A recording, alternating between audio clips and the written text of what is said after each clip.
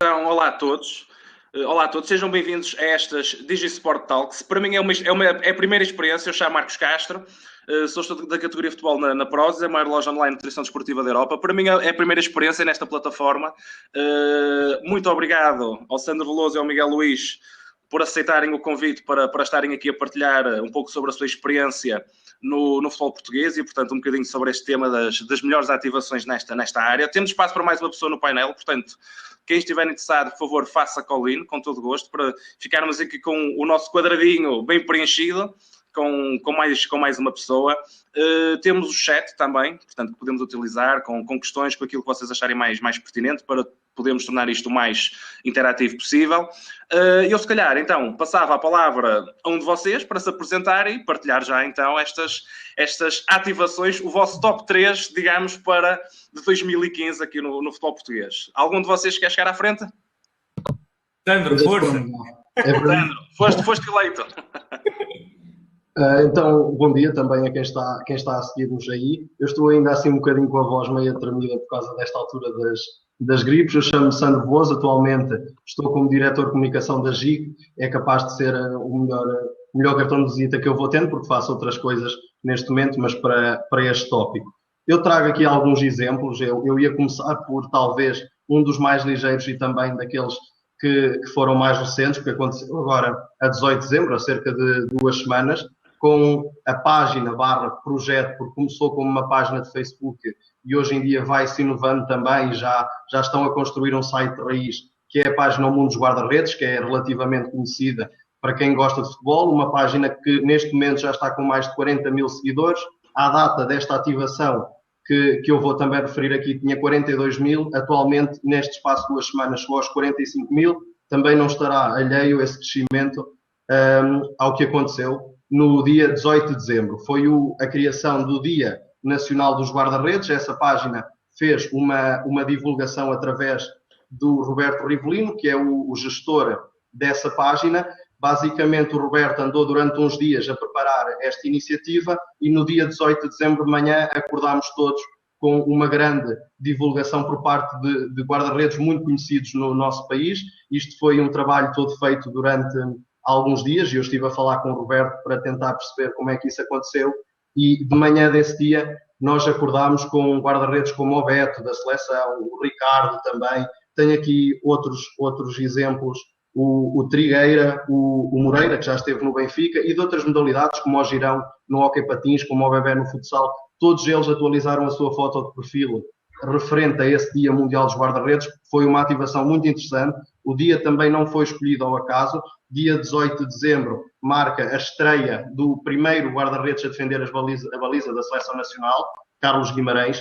Fez 94 anos no dia 18, portanto, deste ano, e por isso foi uma ativação muito forte do Roberto para um projeto que eu lembro começou como uma página e por isso naturalmente não atrai tanto a atenção dos mídia, e neste caso conseguiu ter o jogo e também o recorde a partilhar esse mesmo Dia Nacional, e pode-se dizer que hoje em dia será muito provavelmente algo para continuar, e para o ano e para os próximos anos que seguem teremos mesmo o Dia Nacional do Guarda-Redes em Portugal, como há noutros países, como por exemplo na Colômbia com o Dia do Arquero, e foi uma ideia um pouco que passou por aí e penso ter sido uma das ativações mais positivas deste ano, mesmo agora, quando o ano estava a acabar.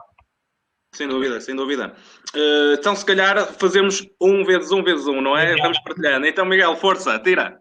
Bom, bom dia a todos novamente. O meu nome é Miguel Luís. Eu, ultimamente, e desde os últimos 5 anos, faço a gestão da comunicação da SAD do Belenenses. Um projeto que foi interessante na altura, há 5 anos atrás. Continuamos a tentar inovar e a trazer maior interatividade para o futebol nacional, e creio que 2015 mostra exatamente essa mudança de paradigma no futebol português. Eu trago, efetivamente, o meu primeiro exemplo, aquele que eu julgo que teve maior notoriedade em termos de interação no futebol português, e trata-se efetivamente de um clube de menor dimensão que eu julgo que estará aqui a assistir, e passo a colocar aqui ao lado, fica o linkzinho para a notícia. Foi exatamente quando o Bruno de Carvalho fez a menção ao Cucujens e à contratação do Carrilho pelo Cucujens, e o que depois seguiu foi um trabalho fantástico e espetacular por parte da equipa de comunicação do Cucujens, com esta publicação, com este post que foi efetuado, em que colocaram o Carrilho, posteriormente vestido com a camisola do Cucujens, que gerou um conjunto enorme de interações e que culminou com o programa desportivo Mais Futebol a fazer uma menção a esse post e no final a mostrar a tal camisola do Cucujens em direto na televisão. Isto é efetivamente o expoente máximo daquilo que nós, enquanto community managers de um clube, podemos e devemos fazer. O futebol português padece, creio eu, de um problema crónico, que é a crispação inerente à maioria dos clubes. Eu, quando iniciei este trabalho no Belenenses, obviamente que tinha alguns benchmarks. Não fui o primeiro a idealizar e a criar esta estratégia interativa no futebol nacional, que já tinha começado, por acaso, com o Beira-Mar, no projeto da SAD do Beira-Mar, que teve um sucesso fantástico e estrondoso na altura.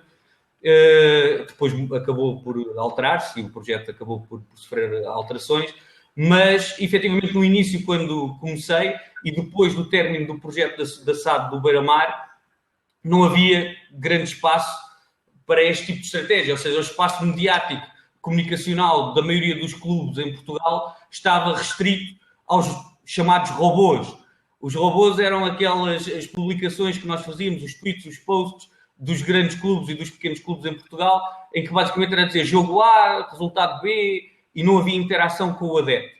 Portanto, eu tentei adicionar um bocadinho de sal a essa estratégia, copiando um bocadinho o modelo inglês, onde existe uma concepção da dinâmica do jogo muito diferente daquela que nós temos cá em Portugal e que basicamente prevê que o clube e o seu adversário interagem para garantir maximização daquilo que é o espaço mediático daquele confronto. No início não correu muito bem. Aliás, recordo-me perfeitamente ter sido severamente criticado pelos meus adeptos por exemplo, valorizar um adversário desportivo num jogo, mas com o tempo e com 5 anos, eu creio que efetivamente 2015 começa a ser essa alteração. Este caso do Cucujens, só para terminar, porque é que é um caso importante e interessante? Porque utiliza uma menção que no início Bruno de Carvalho utilizou o termo Cucujens, a menção ao Cucujens, de uma forma depreciativa, e o Cucujens utilizou essa expressão depreciativa, transformando-a num momento humorístico que acabou por ganhar uma expressão e uma dimensão que estaria, julgo eu, para além daquilo que seria expectável pelos próprios gestores do Cucujens. E é isto que eu acho que falta um bocadinho cá em Portugal. Pegar por vezes nesses momentos de crispação, utilizar o humor como forma de alterar e de ganhar algum espaço e, pequenos ou grandes, eu creio que todos nós temos condições para ter esses momentos de visibilidade, tal e qual como o Belenenses neste momento. Eu acho que é um caso interessante porque Record e todos os restantes têm efetivamente dado grande menção àquilo que é feito. E o Cucujens, mais uma vez, dou os meus parabéns aos gestores do Cucujens pelo sucesso que tiveram nesta publicação. Um excelente exemplo, sem dúvida alguma. Olha, eu do meu lado abria com uma componente que é a componente da exclusividade, que acho que é algo que é cada vez mais importante atualmente para os clubes, ou seja, os próprios adeptos terem acesso ao backstage, terem acesso a conteúdos aos quais normalmente não teriam acesso.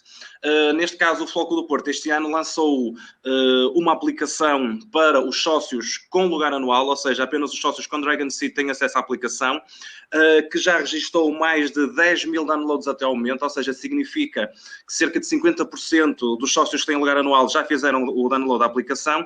E, portanto, é uma aplicação que nos permite ver, portanto, e acompanhar a realidade do clube, portanto, notícias do clube, notícias diárias sobre o clube.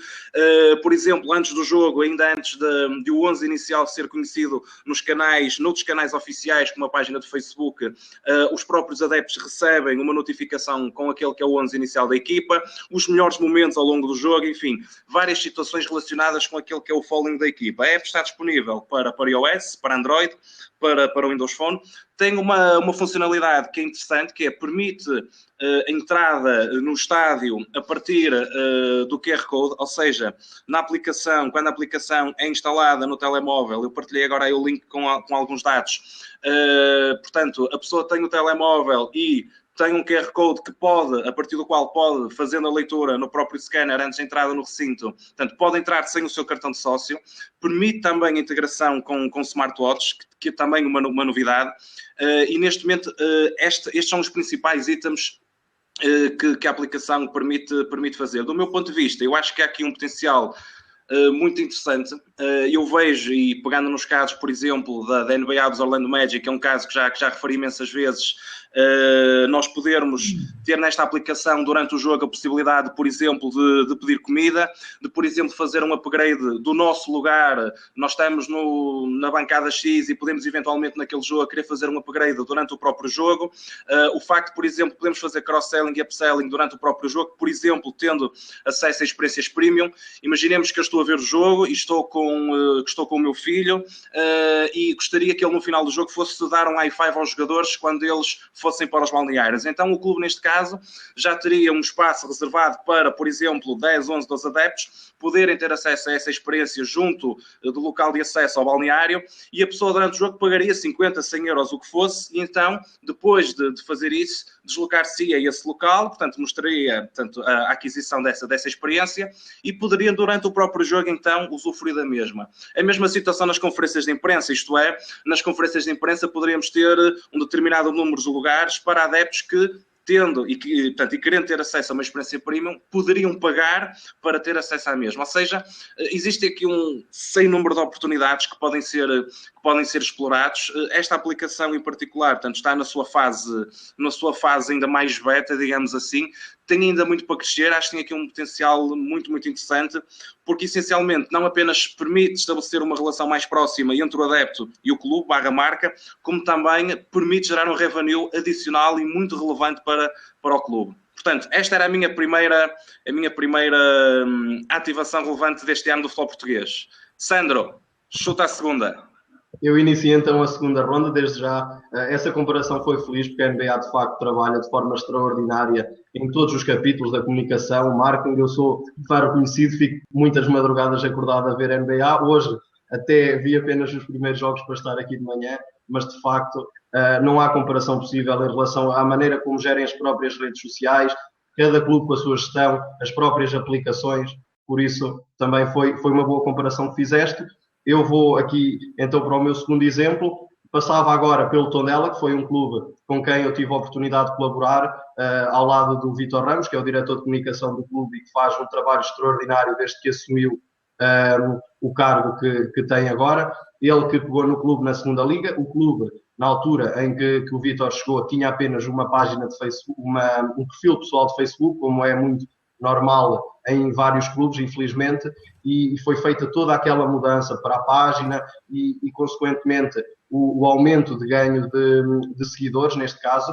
E é bom realçar que Tondela é uma cidade com apenas 4.000 habitantes. Eu lembro que, por exemplo, no início da segunda liga do ano passado, o Tondela tinha 13.000 seguidores e atualmente está com 27.000. Não será propriamente por parte dos adeptos do Tondela terem crescido, porque é uma cidade pequena, como já disse, e há alguma crispação ali com os vizinhos do Académico de Viseu e, portanto, também não se espera que sejam os simpatizantes do Distrito de Viseu, mas sim a empatia que o clube conseguiu ter com as pessoas que gostam de futebol, que seguem o futebol português, muito fruto da forma como gera as suas redes sociais, e é isso mesmo que alguns dos exemplos que eu trago aqui, eu vou desde já deixar um link. Esta situação foi uma situação muito engraçada. A página Azar do Craio, que é um jogador que passou pelo Porto, um flop, e é uma página que fala dos flops, fez uma publicação, como está aí nesse link, a questionar porque é que o Tondela não aparecia numa das opções para poder ser campeão este ano num dos programas da televisão portuguesa. Fez-o assim de uma forma um pouco mais rude também, obviamente, para puxar ao sentido do humor. Essa publicação teve 500 gostos, ou pouco mais do que isso, e a resposta do Tondela, porque o Tondela foi lá com o Facebook oficial responder, teve cerca de 1.000, duplicou o número de gostos da publicação, e nessa altura eu lembro-me que entraram 300 novos seguidores só à custa dessa pequena interação, que não foi virgem. O Tondela já fez o mesmo, por exemplo, em relação ao Millwall, a equipa que disputa o Championship da Liga Inglesa, num jogo amigável entre as duas equipas, um amigável internacional, e o Tondela vai procurando muitas vezes. Eu até dei um nome a este tipo de ação, eu chamei-o Brain Book, porque é usar o Facebook com o cérebro, porque isto cativa as pessoas, isto dá uma simpatia por pessoas que provavelmente nem conheciam o Tondela ou não conheciam que o Tondela estava a fazer este trabalho ao nível da comunicação, e isto mostra que o Tondela está atento também ao que se passa nestes pequenos meios. Eu tenho aqui também outras referências de iniciativas da comunicação do Tondela que faz alimentar este Facebook, neste caso em ligação direta com o YouTube, como é o caso das rubricas Flash Bio, Tondela Sou Eu e Tu, e também os spots promocionais que têm vindo sendo feitos ao longo dos últimos anos. O Flash Bio é uma espécie, comparando com um programa bem conhecido da televisão portuguesa, de um Repórter TV, onde o Tondela faz uma reportagem com um jogador do seu plantel e dá a conhecer um pouco por detrás do que vemos todos os domingos, quando o adepto do Tondela vai ao futebol, e isso é uma coisa que já sabemos que cada vez mais os adeptos se interessam, como é que é o dia-a-dia do jogador, e nós tivemos alguns casos de grande sucesso. Eu diria que o maior foi mesmo a Flash Bio com o Tosé Marreco, onde atingiu uma boa proporção, também porque o Tosé Marreco obviamente tem muitos adeptos de outros clubes em que já jogou, e isso ajuda sempre a divulgar. A campanha Tondela Sou Eu e Tu é algo mais simples. O Tondela leva alguns jogadores a percorrer as escolas do distrito e faz ali uma pequena brincadeira, oferecendo alguns brindes, bilhetes para os jogos, e depois obviamente também ter repercussões no Facebook, tanto em vídeo como nos posts. Os spots promocionais, eu dou o exemplo de um, eu no final da minha intervenção coloco ali o link na caixa, foi feito, se não me engano, há 2 anos, em 2013, quando este projeto do Tondela ainda estava a ser iniciado pelo Vítor Ramos, em que foi lançada uma caderneta onde os sócios poderiam adquirir, e com os jogadores da equipa principal e também da formação, e foi feito um spot promocional, na minha opinião, muito engraçado para um clube da dimensão do Tondela, ainda para mais à data, que jogava na 2ª divisão e com muito poucos meios.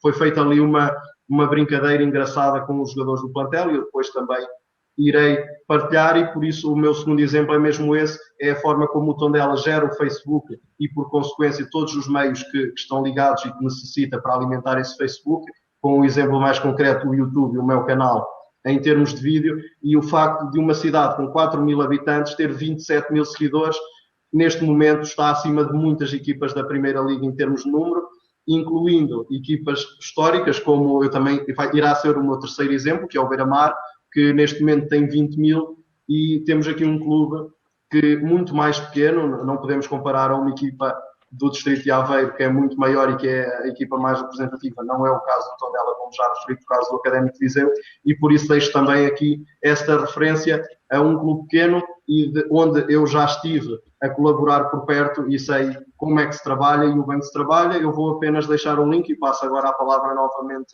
ao Miguel Luís.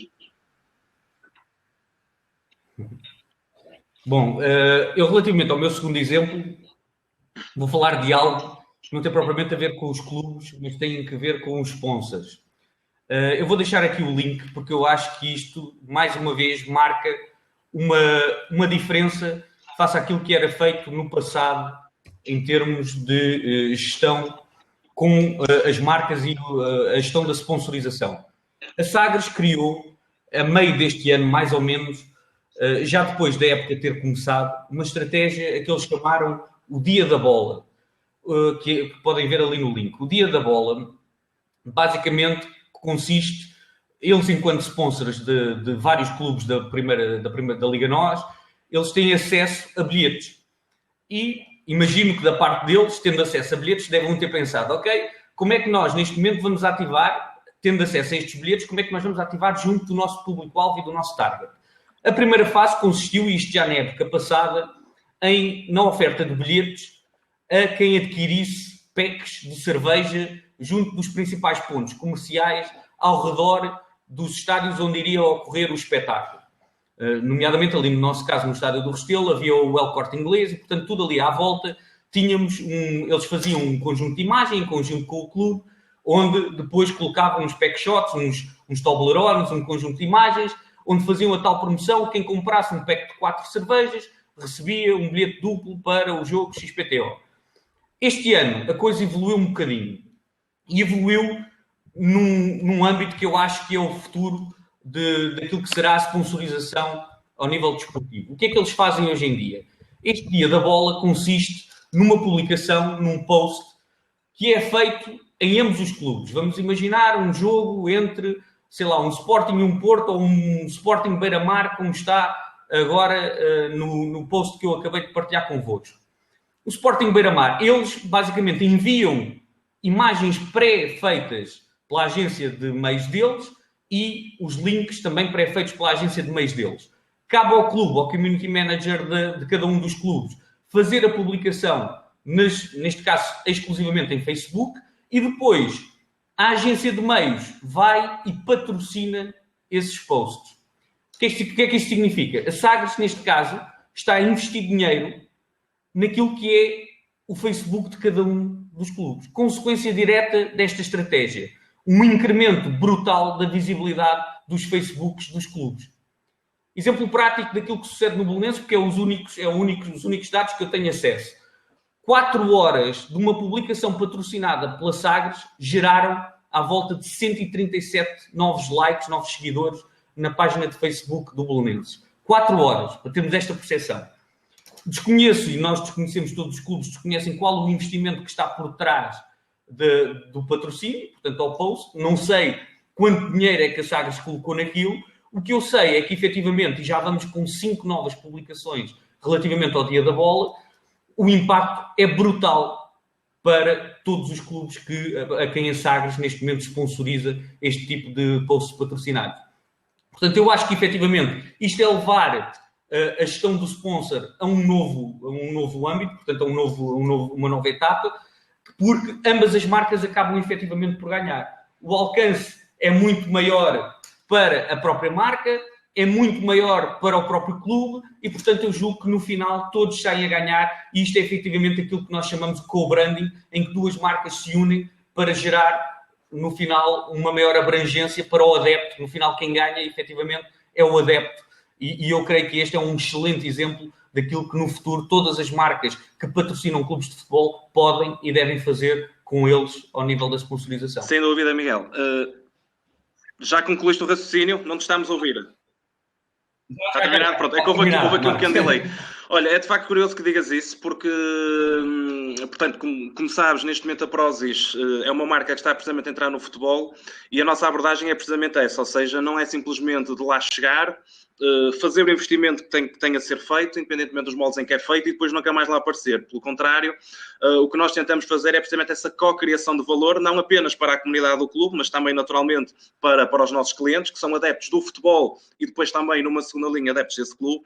É precisamente isso que nós tentamos fazer, é fazer uma co-criação de valor em conjunto e dando seguimento àquilo que referiste a Sagres faz algo que de um ponto de vista de negócio e de captação de leads, do meu ponto de vista e do nosso ponto de vista Prozis, é bastante pertinente, que é, portanto, tu para poderes ganhar os bilhetes, a Sagres direciona-te para um site e a partir desse site tu tens naturalmente de fazer o registro no mesmo, portanto, tens de dar os teus dados e naturalmente que ao dares os teus dados, do ponto de vista depois de following, do ponto de vista de construção de relação de CRM com esse cliente do futebol, ou pelo menos adepto do futebol, cliente do futebol é, porque ele consumidor e cliente também é, mas é verdade que ele depois também pode fazer um following para outras áreas que não efetivamente o futebol. E essa é uma forma muito interessante que a Sagres tem, que naturalmente tem que ter um investimento por trás bastante relevante para fazer essa captação de leads e sem dúvida que é excelente e que é uma boa prática. Olha, então, segundo aspecto, e no seguimento daquilo que estava a referir há bocado da exclusividade, e vou dar só um exemplo do Sporting, no meu segundo caso, tem a ver com a estratégia de conteúdos. O Sporting também fez algo que eu achei bastante interessante relativamente à exclusividade, que foi, quando do lançamento deste novo site, lançou uma versão beta que também só estava disponível e acessível para os seus sócios. Ou seja, mais uma vez, o sentimento de pertença e de ter acesso a algo é fantástico para um adepto, ou seja, não é algo que está aberto a todos, não, está apenas aberto para nós somos especiais, esse elo emocional é de facto muito, muito importante. Segundo aspecto, estratégia de conteúdos, gosto imenso daquilo que o Sporting tem feito, do ponto de vista da sua estratégia de conteúdos. Acho que conjuga muitíssimo bem, e entretanto depois quando passar a palavra ao Sandro, vou colocar 4 exemplos aqui no chat, conjuga muito bem as 5 variáveis que do meu ponto de vista são fundamentais para construirmos estes outputs que são verdadeiramente os conteúdos, são verdadeiramente os outputs de relacionamento com os adeptos, portanto, com o nosso target, que são naturalmente o timing em que o conteúdo é feito, a relevância do conteúdo, o contexto em que o conteúdo é publicado, assim como os canais, e, ultimamente, adicionei aqui uma 5ª variável, que é o humor. Efetivamente, nós conseguimos fazer conteúdos que tenham esta pitada de humor, juntando estas 4 variáveis que eu referi. Penso que isso é um add-on para o conteúdo ter sucesso. E o Sporting faz isto muitíssimo bem. Eu, a seguir, vou partilhar alguns exemplos. Portanto, Content Marketing 2015, sem dúvida alguma, foi um ano brutal nesta área, não apenas aqui em termos de futebol nacional, mas a nível global. E, efetivamente, acho que já se percebeu que através de conteúdos que efetivamente passem e tenham estas 5 variáveis que referi, portanto, a questão do timing, do contexto, relevância, canais e humor, que efetivamente conseguimos construir uma relação que é relevante com os adeptos. Aliás, tudo aquilo que nós estamos aqui a falar até agora, o Sandro há bocado, por exemplo, com o exemplo do Tondela, são conteúdos, ou seja, são os tais outputs que depois criam essa componente relacional com os adeptos. Portanto, este era o meu segundo exemplo. Sandro, novamente então, a bola para ti.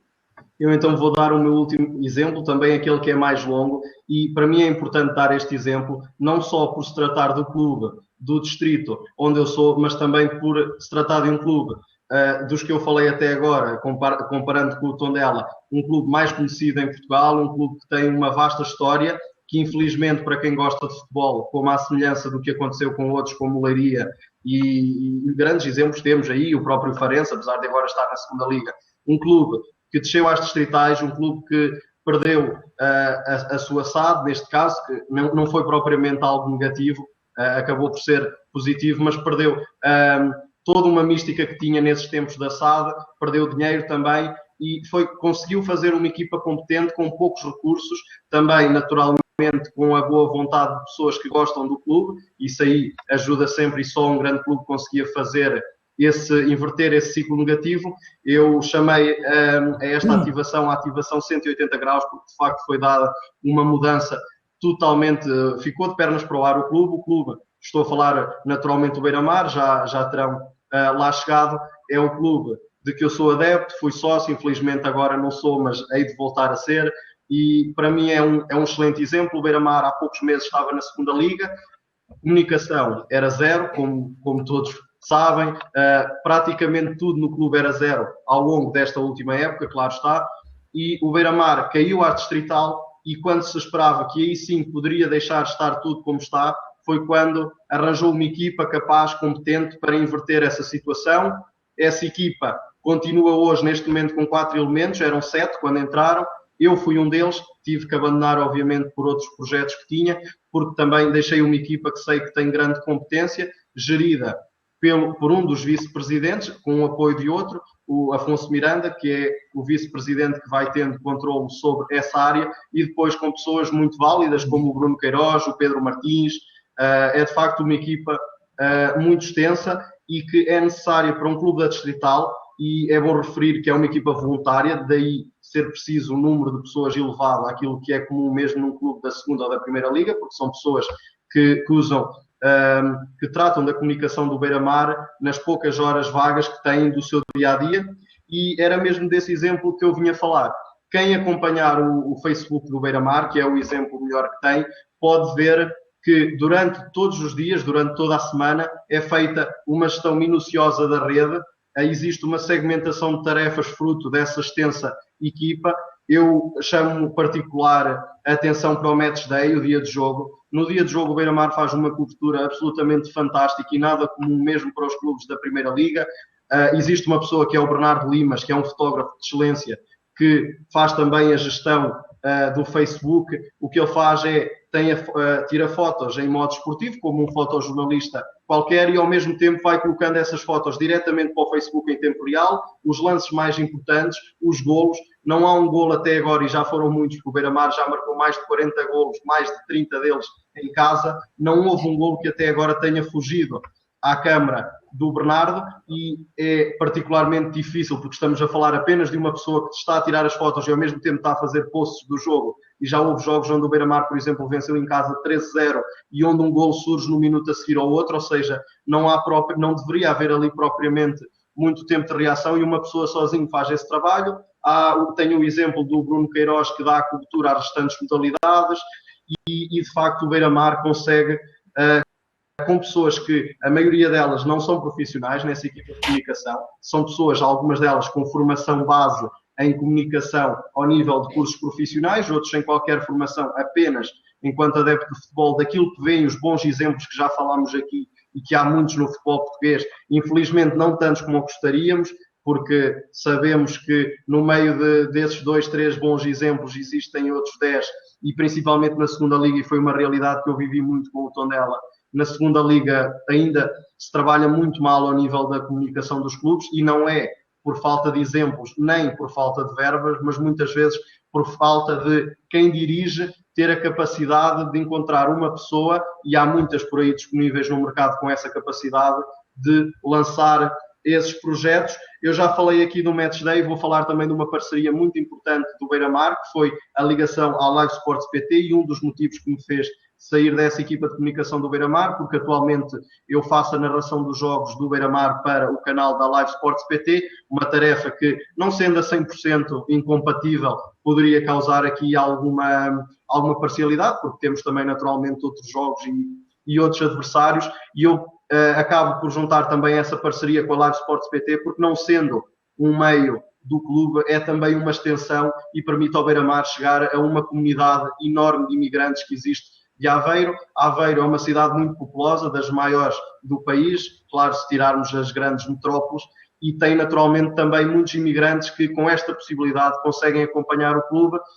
Eu tenho números desse mesmo fator, são sempre mais de 30 os países onde assistem as pessoas dos jogos do Beira-Mar, são sempre mais de 30 países aqueles que nos veem, e também sempre o número a rondar entre os 4.000 e os 6.000 telespectadores, neste caso apenas espectadores, porque é um canal, mas de YouTube, gratuito, é bom também mostrar isso, e por isso mesmo eu dei este exemplo, porque estamos a falar do clube mais representativo do distrito de Aveiro, e há aqui uma grande diferença em relação ao Tondela, que é o tal clube pequeno que cria a simpatia para quem não é adepto do clube, e aqui é mesmo um clube que procura, em primeiro lugar, voltar a reunir os seus adeptos. O Miguel Luís, como já disse, o Beira-Mar já funcionou bem noutros tempos ao nível da comunicação, entretanto, houve estes imbróglios todos e o Beira-Mar acabou por cair, acabou também destinado às distritais, e atualmente vai fazendo um trabalho muito meritório nesta recuperação. E já agora, e porque falaram no Cocojães,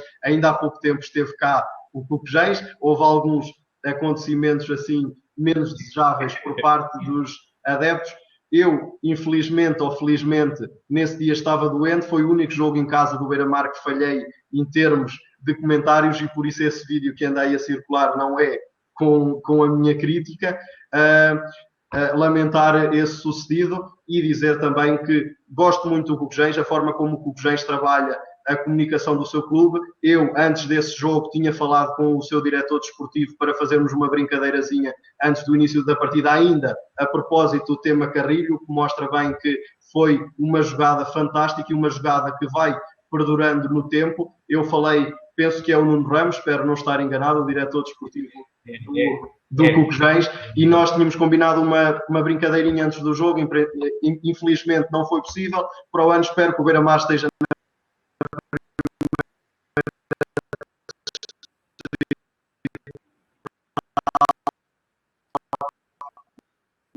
lá tanto no Mário Duarte. Sandro, eu acho que estamos a ouvir-te agora um bocadinho mal, mas penso que ficou a ideia daquilo que estavas a referir. Penso que a tua internet abranda um bocadinho. Deixa-me só, enquanto recuperas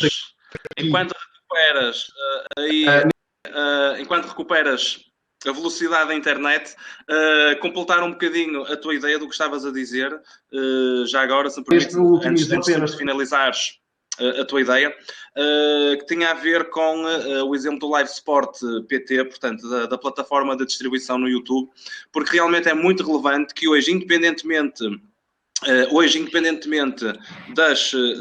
da divisão onde nós estamos ou da modalidade em que nós estamos. Sandro, estás de volta? Estou de volta.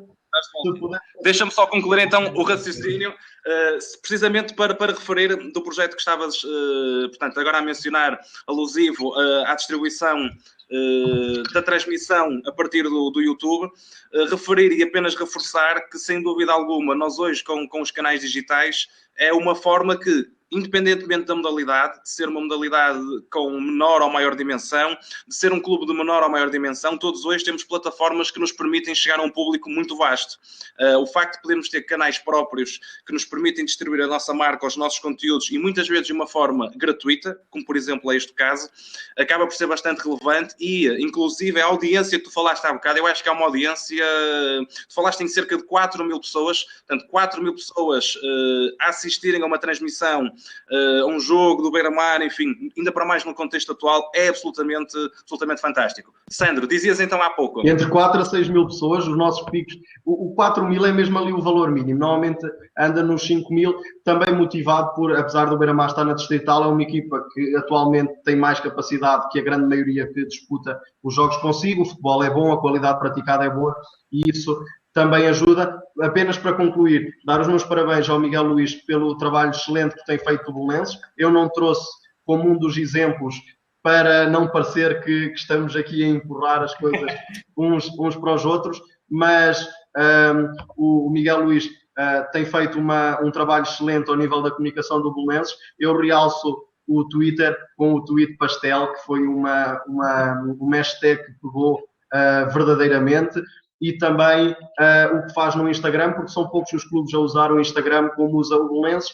Também para ti, Marcos, com o projeto da Prozis em Portugal, a Prozis Futebol, também dar-te os parabéns não só por esse teu projeto mais de cariz coletivo, mas também os teus projetos individuais, nomeadamente os hangouts que fazes e que eu gosto muito de assistir no YouTube, e já conheci excelentes pessoas neste mundo, como foi o caso do Luís Costinha, do Deportivo, através de um dos teus hangouts, e por isso dar também os parabéns por todo esse teu trabalho que fazes, como é o caso deste live que estamos aqui a fazer hoje, e também por isso agradecer aqui por ter cá estado. Ainda vou continuar mais um pouco com vocês, mas agradecer o teu convite e também dizer que é uma honra estar aqui contigo e também com o Miguel, duas pessoas já com mais anos disto, com mais experiência. Eu ainda sou muito verdinho e gosto muito de...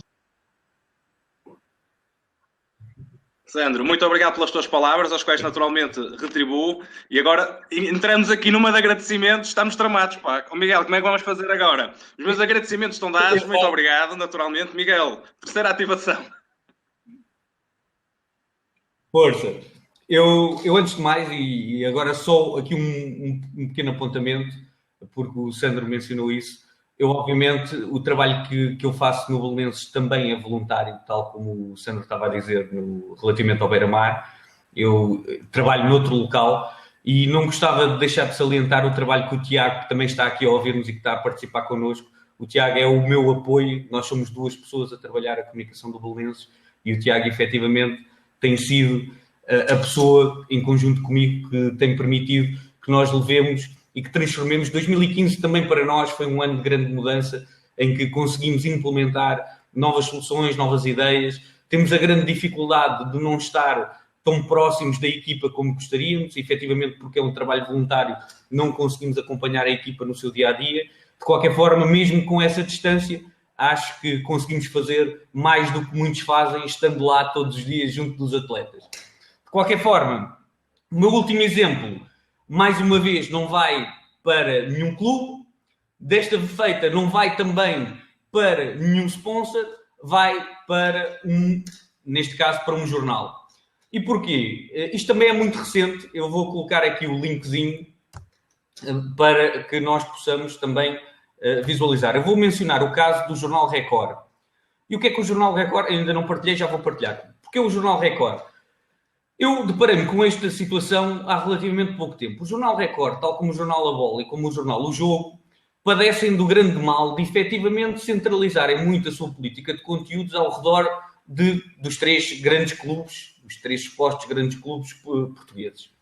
Mas recentemente, e isto eu digo-vos que não tem mais do que 2, 3 semanas, algo modificou na estratégia de comunicação do Jornal Record.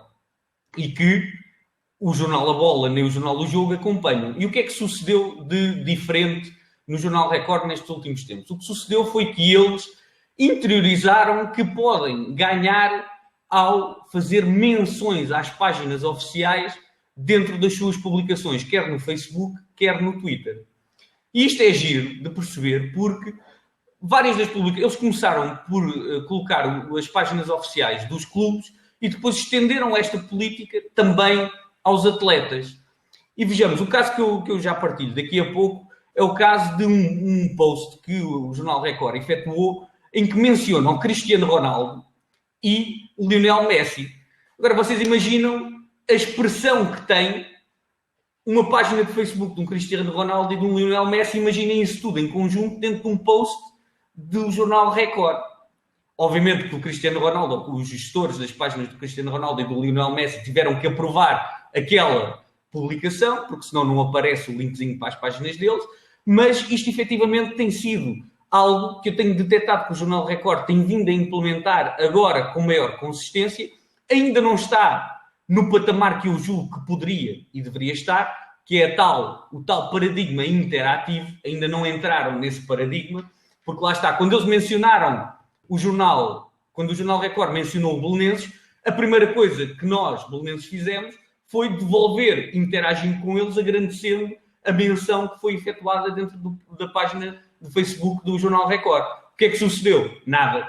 Ou seja, o que deveria acontecer era o Jornal Record faz a menção, nós interagimos agradecendo e, posteriormente, o Jornal Record deveria continuar a interação. Ainda não estamos nesse paradigma. De qualquer forma, permitam-me só valorizar e dar os parabéns às pessoas do Jornal Record por serem os únicos, efetivamente, que neste momento compreendem de uma forma que eu julgo, e é a nossa perspectiva, de uma forma mais real aquilo que é hoje em dia o meio digital e a forma como eles podem e devem ser atores também dentro deste meio digital, nomeadamente sendo um jornal de grande expressão a nível nacional, e espero que isto tenha consequências também ao nível dos restantes jornais desportivos, porque efetivamente eu creio que todos ganharemos quando os 3 jornais desportivos passarem a ser meios mais interativos com todos os clubes e com todos os atletas que existem dentro do desporto, e aqui não menciono apenas isso ao futebol, porque também todos ganharíamos com o Nelson Évora a participar, com outros atletas de grande expressão a poderem interagir dentro das páginas desses diários desportivos. Marcos, passo para ti. Muito obrigado por mais essa partilha, Miguel. É curioso que referiste essa situação do recorde da menção das páginas no Facebook e ultimamente tenho-me apercebido, curiosamente, que muitas vezes são pequenas coisas que as pessoas muitas vezes não conhecem nas redes sociais, mas que acabam por fazer uma grande diferença. Algo tão simples como tu dizes, como por exemplo um clube mencionar uma determinada página ou de uma marca que o apoia ou o que é que seja, são coisas tão simples que te levam, naturalmente, pelo menos é isso que se pretende à marca, interagir e a partir daí criar-se uma conversa saudável que os próprios adeptos do clube acompanham e passam também a conhecer um bocadinho mais essa marca, ou seja, percebem que essa marca está com o clube que eles gostam e por isso está com o clube que eles gostam, também quer estar com eles. Isso são pequenos aspectos, pequenas coisas que eu penso que naturalmente e com o passar do tempo vão começar a acontecer cada vez mais. Só para concluir, terceiro aspecto que eu gostaria de referir é naturalmente a realidade virtual. Eu posso-vos dizer que eu agora aqui no período de Natal, eu ainda não tinha experimentei agora no período de Natal a questão da realidade virtual, pá, e adorei. Achei absolutamente fantástico. E aqui o que eu queria referir foi o primeiro exemplo de realidade virtual num jogo transmitido na realidade virtual, nomeadamente o Porto Benfica, desta época desportiva. Naturalmente que a qualidade da transmissão não foi a melhor, mas também eu acho que era difícil nós podermos esperar uma transmissão em tempo real, com os diversos, enfim, com uma visão 360, com uma velocidade, enfim, ótima, com uma imagem, enfim. Sabemos que ainda há um caminho a percorrer nesse sentido, é natural, é normal. normal. É normal que as coisas demorem a atingir, digamos, a perfeição, mas a realidade virtual, eu não tenho a mínima dúvida que vai revolucionar muito da forma como o desporto é consumido. Eu dou muitas vezes este exemplo, eu não tenho dúvidas nenhumas, e porque todas estas componentes tecnológicas têm de ter sempre uma componente de geração de business para os clubes, porque a tecnologia é interessante, mas é apenas interessante se naturalmente gerar negócio, não é? Eu quero a tecnologia na linha do golo, porque à partida vai permitir ter um espetáculo mais justo, logo mais pessoas estarão interessadas em consumir espetáculo, logo mais dinheiro eu vou conseguir fazer com isso, maior será o volume de negócios do meu clube, da minha liga, etc. E neste sentido eu penso que a realidade virtual será mais um passo. Imaginem o que é, nós temos um Porto-Benfica, um Benfica Sporting, um Sporting Porto ou um Real Madrid-Barcelona, queremos assistir a esse jogo, não temos condições para estar presente fisicamente no local, então o que é que nós fazemos? Compramos o acesso ao jogo através da realidade virtual. Eu estou em casa no meu sofá, coloco os meus headsets, coloco os meus fones e estou a assistir ao jogo como se estivesse efetivamente no relevado. Eu seleciono a bancada onde quero estar, seleciono se quero estar na bancada central, na arquibancada, na sul, na norte, onde quer que seja, portanto, em função naturalmente do dinheiro que eu estiver disponível para gastar nessa experiência, e em função disso tenho acesso, enfim, a algo que é extremamente, enfim, que é fantástico, é realmente fantástico. Depois de experimentarmos, nós percebemos que é uma experiência super imersiva e super relevante. Aqui em Portugal já fizemos isto esta época. Penso que, pelo menos na altura, o que se comunicou foi o que fomos os pioneiros, digamos, ao fazê-lo em tempo real. Acho que foi algo muito interessante e acho que esta tecnologia da realidade virtual vai dar muito que falar. Não sei se alguém se quer juntar aqui ao painel. Eu fazia este último desafio. Não sendo o caso, naturalmente, e para rematar e para fechar esta primeira experiência do Blab relativamente a marketing desportivo e também a marketing digital, agradecer imenso, naturalmente, ao Sandro Veloso e ao Miguel Luís pela sua disponibilidade em estarem presentes, em partilharem as suas experiências. Gostei muito, acho que foi uma experiência interessante. Eu não sei se tem algumas palavras finais. Eu passo para o Luís, porque também eu passo para o Luís desta vez, porque eu também já fiz os meus agradecimentos.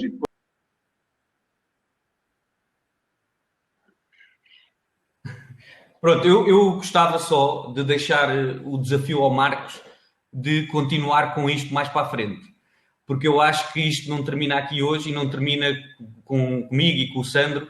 Acho que efetivamente temos muito mais pessoas interessantes para ouvir e acho que o Marcos é a pessoa ideal para ser o moderador deste espaço e de conseguir trazer mais e melhores intervenções daqueles que são, efetivamente, muitas vezes, as pessoas que estão por trás, mas que são invisíveis à maior parte das pessoas daquilo que ocorre no meio desportivo em Portugal. Portanto, deixo este desafio ao Marcos e espero que 2016 seja efetivamente o ano em que o marketing desportivo em Portugal atinge novos patamares e consigamos trazer efetivamente mais marcas internacionais para apoiar os clubes nacionais, para apoiar, porque creio que é esse o futuro que nós temos.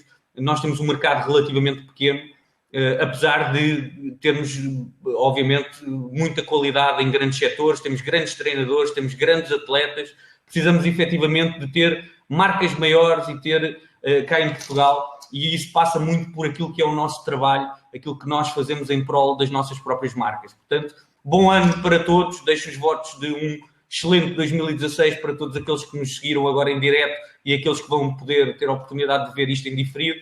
Portanto, excelente 2016 e que o Belenenses chegue à Europa novamente em 2016. Sandro, força! Pronto, eu para concluir apenas estender esta mensagem aqui do Miguel Luís, também como já disse, no caso referi os Hangouts, tens o perfil indicado para continuar a fazer a moderação deste tipo de debates e é muito importante que eles continuem a existir precisamente por isso mesmo, porque são pessoas que habitualmente não estão expostas e eu, em especial, realçava aqui um dos exemplos que dei do Tondela, o Vítor Ramos, que é uma pessoa com muita capacidade e que gostava também de ver mais oportunidade para essas pessoas. Eu próprio, a nível académico, já tive a oportunidade de entrevistar o Vítor Ramos para uma das minhas unidades curriculares e são pessoas que, pelo seu conhecimento na área em que trabalham e pelo contributo positivo que dão ao futebol, que isso para mim é muito importante, sendo ao futebol, sendo a qualquer outra modalidade, pelo contributo positivo que dão, deveriam ter mais atenção, até pelos próprios canais de televisão, que infelizmente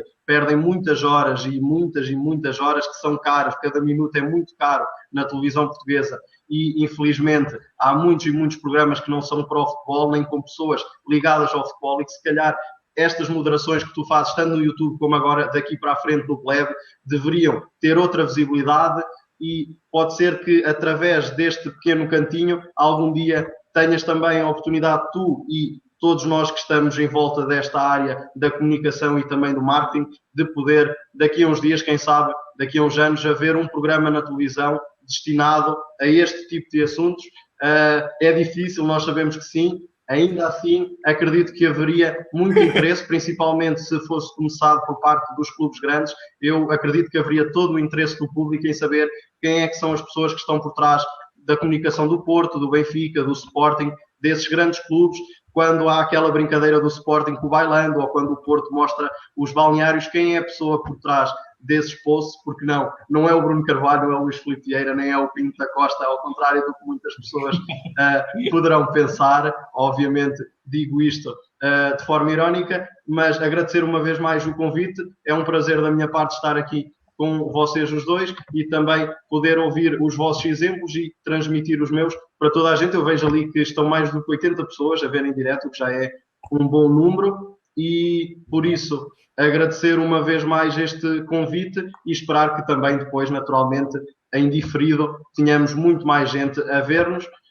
Da minha parte, desejar também, como diz ali o Miguel Luís, uns votos de feliz 2016. Estamos no último dia do ano e espero que o novo ano seja um ano muito positivo na forma como os clubes e também outras entidades ligadas ao nosso desporto. E há um exemplo bom também que eu não mencionei e remato só com ele, que é o exemplo do que agora vai fazendo a comunicação da Liga Portuguesa de Futebol Profissional, neste caso na pessoa do Germano Almeida. Ele também tem feito um trabalho extraordinário desde que assumiu essa função, e espero que seja a Liga também um ponto de partida, um exemplo para todos os clubes da primeira, mas principalmente da segunda, que são aqueles clubes que, na minha opinião, têm que começar a trabalhar urgentemente.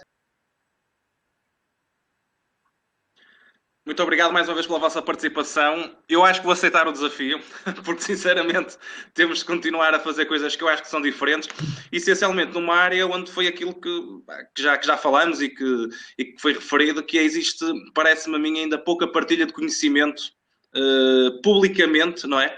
Em privado, naturalmente, que isso faz, não é? Mas publicamente desta área. E eu penso que, efetivamente, temos aqui mais um espaço para podermos afirmar esta área e para podermos falar sobre temas que são tão...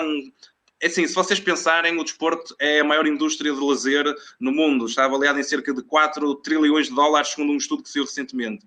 Portanto, é uma indústria tão grande e tão pouco se fala sobre ela. E quando pensamos em particular no futebol, por exemplo, a UEFA avaliou num estudo que saiu agora recentemente a indústria do futebol na Europa, dos clubes da Primeira Liga, em cerca de 16 mil milhões de euros. E a verdade é que nós aqui em Portugal ainda muito pouco ouvimos falar do ponto de vista de quem efetivamente faz as coisas, porque é que as fazem, como é que as fazem e quais são as suas perspectivas para o desenvolvimento da própria indústria, do próprio negócio e da própria forma de, como o Miguel dizia há bocado, de se relacionarem com as marcas, porque efetivamente, do meu ponto de vista, e estando eu agora do lado das marcas, esse é que é o caminho, porque nós temos realmente interesse em construir relações com os clubes e não apenas, como referi há bocado, chegar a deixar o investimento que está a ser feito e acabou. Não funciona realmente assim. É uma relação que se constrói e que depois, naturalmente, é como tudo, não é? À partida conhecemos-nos, depois começamos a namorar e depois vamos casando e depois vamos tendo filhos. Pronto, aqui naturalmente com outras ramificações, não é? Mas, portanto, fazendo uma analogia, seria algo semelhante. Muito obrigado mais uma vez por terem participado. Muito obrigado a quem assistiu e um excelente ano 2016 a todos. Um grande abraço.